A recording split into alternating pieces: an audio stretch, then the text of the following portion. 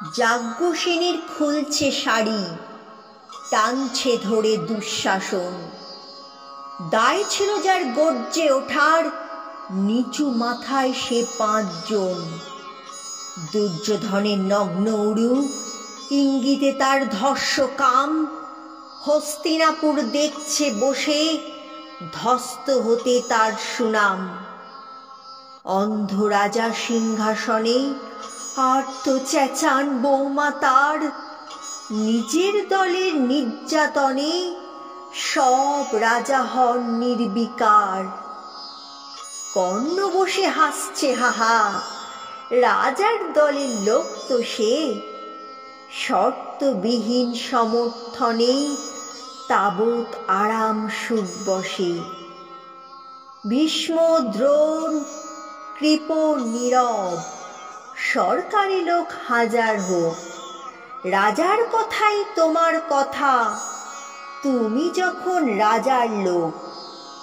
খলশকুনি দেখছে সবে, বস্তুত সে ধ্বংস চায়।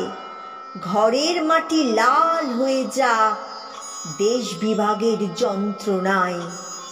সুশীল সবাই ঘটছে যখন রাজ অপরাধ জঘন্য, ঠিক তখনই তার বিরোধে চেঁচিয়ে ওঠেন বিকর্ণ।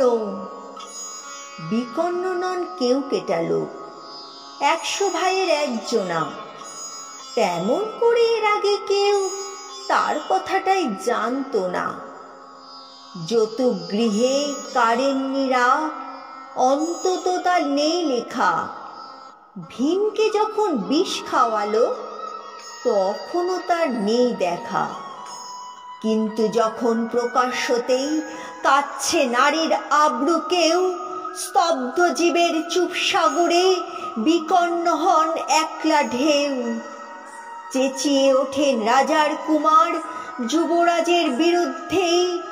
মহাবলী পাণ্ডবেরও তখন গলায় সে সুর নেই। রাজাও যখন নীরব থেকে সায় দিয়ে যায় ধর্ষণে, ঠিক তখনই সমস্ত যুগ বিকর্ণদের শর্ষণে। আমরা যারা কিচ্ছুটি নই, একটি মোটে ভোট কেবল, অত্যাচারের সামনে এলে সঙ্গী শুধু চোখের জল। পোষ্যভাবে যাবনা চেবাই অন্ধ এবং নিকর্ণ। প্রার্থনা থাক আমরা যেন একবার হই বিকর্ণ। মরার আগে হতেই হবে রাজার সভায় বিকর্ণ। মরার আগে হতেই হবে রাজার সভায় বিকর্ণ।